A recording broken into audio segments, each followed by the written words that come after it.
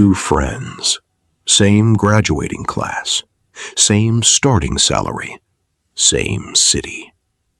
10 years later, one owns a house, the other owns a portfolio.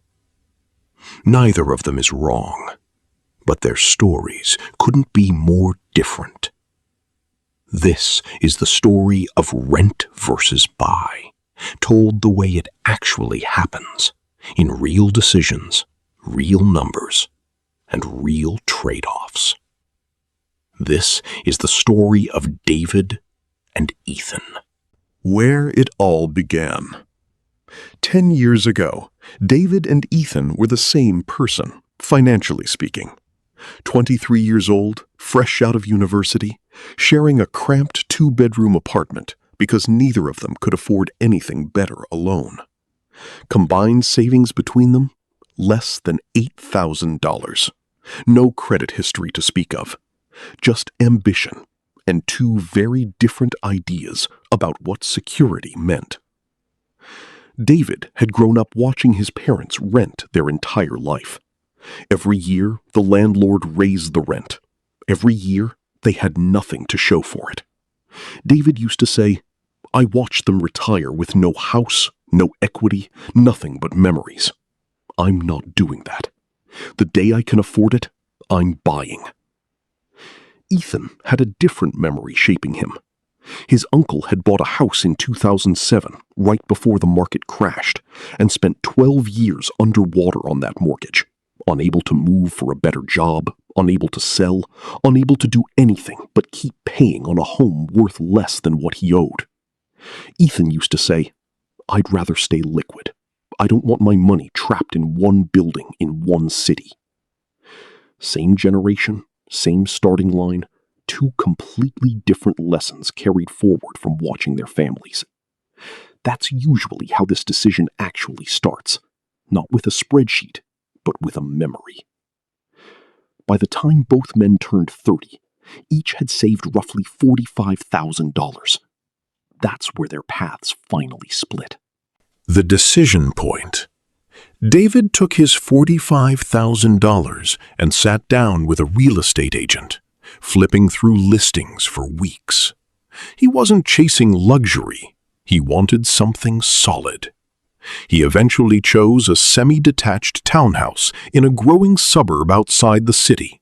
3 bedrooms, a small backyard, brick construction from the early 1990s, listed at $280,000. David chose a townhouse over a condo on purpose.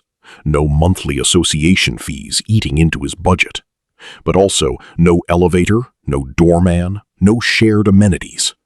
Just him, a mortgage, and a roof he now owned responsibility for. Across town, Ethan made a different move with the same $45,000.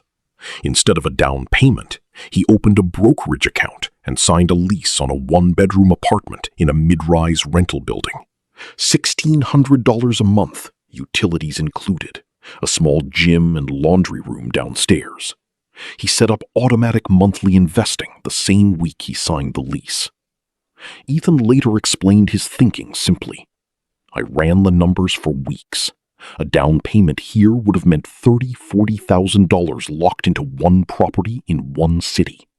I wasn't ready to bet my flexibility on that. So I kept renting, and I put that same money to work in the market instead." Year 1. The honeymoon phase. David's first year as a homeowner told a humbling story. His $280,000 home, financed with a $235,000 loan at a 30-year fixed rate around 6.5%, came with a monthly mortgage payment of roughly $1,485. Add property tax of about $290 a month and homeowner's insurance around $110 a month, and David's total housing cost landed close to $1,885 a month. David once pulled up his amortization schedule and pointed out something most new buyers don't realize. Out of $1,485 a month, only about $280 actually goes toward the loan balance. The rest, over $1,200, is interest. I'm barely building equity yet, but I own the walls. That has to count for something. He wasn't wrong to feel pride, but the math was humbling.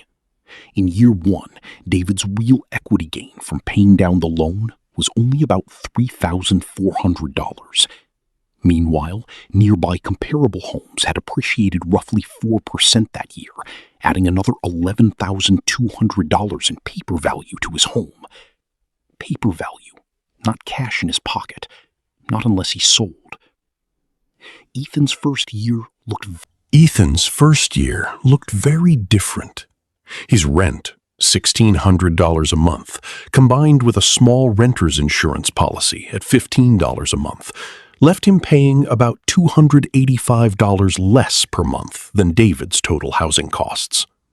Ethan funneled every bit of that difference, plus extra from his salary, into a diversified index fund. $500 a month, automated, treated like a bill rather than a choice. Some months I wanted to spend it on something else, Ethan admitted. A trip, new furniture. But I never let myself skip it. By the end of year 1, he had contributed $6,000, and between contributions and market growth, his account sat around $6,700. Two very different pictures had already emerged.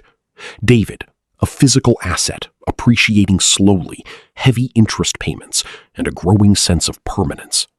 Ethan, a liquid, diversified account growing steadily, with the freedom to move apartments or cities the moment his lease ended. The costs nobody puts on the brochure. By year 3, David learned a lesson every homeowner eventually learns the hard way. A pipe burst behind his upstairs bathroom wall. Repair cost? $4,200. None of it covered by insurance, since it was ruled a maintenance issue rather than sudden damage. Nobody warns you about this part, David said afterward. The mortgage, sure, everyone talks about the mortgage. Nobody talks about the emergency fund you need just to keep the house standing. That same year, he also replaced the water heater, another $1,100. Ownership, David realized, wasn't just a monthly payment. It was an ongoing bill that showed up whenever it wanted. Financial experts generally recommend budgeting 1% to 2% of a home's value every year for maintenance and repairs. On David's $280,000 home, that meant somewhere between $2,800 and $5,600 annually, money renters simply never have to think about. Ethan, meanwhile, discovered his favorite part of renting that same year when a kitchen faucet started leaking. He sent one message to the building office. Someone arrived, fixed it, and was gone in 20 minutes. Cost to Ethan? $0. That's not a small thing, he said. That's peace of mind I don't have to budget for. But renting carried its own quiet cost, one that crept in slowly rather than arriving all at once. In year 3, Ethan's landlord raised his rent by 6%, from $1,600 to $1,696 a month. It happened again the following year, and again the year after that. Over 5 years, his rent climbed from $1,600 to just over $2,000 a month, an increase Ethan had no control over. That part is real, he admitted. My rent went up almost every year, once by nearly 8% when a new landlord took over the building. It's the trade-off. I don't own the walls, so I don't control what they charge me to live inside them. 5 years in, the numbers told a fuller story. David's home, purchased at $280,000, had appreciated with the regional market to approximately $326,000, a paper gain of about $46,000. His mortgage balance had dropped to roughly $211,000 after 5 years of payments, putting his home equity at around $115,000. Against that, factor in roughly $14,000 in repairs and maintenance paid out of pocket, plus about $8,000 in closing costs and move-in repairs from the original purchase. Net financial position, adjusted, roughly $93,000 in real equity. "It doesn't feel like $93,000 some days," David admitted. "It feels like a house that needs a new roof in a few years. But when I run the actual numbers, yeah, I'm ahead of where I started, and I didn't have to touch the stock market to get there." Ethan's path told a different but comparable story. 5 years of investing $500 to $700 a month on average, factoring in raises, added up to roughly $39,000 in personal contributions. With average market growth over that period, assumed here at a historical long-term average of around 8% annually for a diversified index fund, his account had grown to approximately $51,000. $51,000 I can access in 3 business days if I needed to, Ethan pointed out. No agent, no closing costs, no 6-month sale process. That liquidity is worth something to me, even if the number is a little lower than David's home equity. On paper, David was ahead by roughly $42,000. But paper was the key word. David's number was locked inside a physical structure that could only become cash through a sale process, one that historically cost sellers 6 to 10% of a home's value in agent commissions, closing costs, and repairs needed to close a deal. Ethan's number was already cash equivalent. Year 6 brought a plot twist for David. He was offered a promotion, a 40% raise, but it meant relocating to a different city, 4 hours away. "Best opportunity of my career," David said, and I couldn't just say yes. I had to think about listing the house, finding an agent, staging it, waiting for a buyer, paying closing costs on both ends.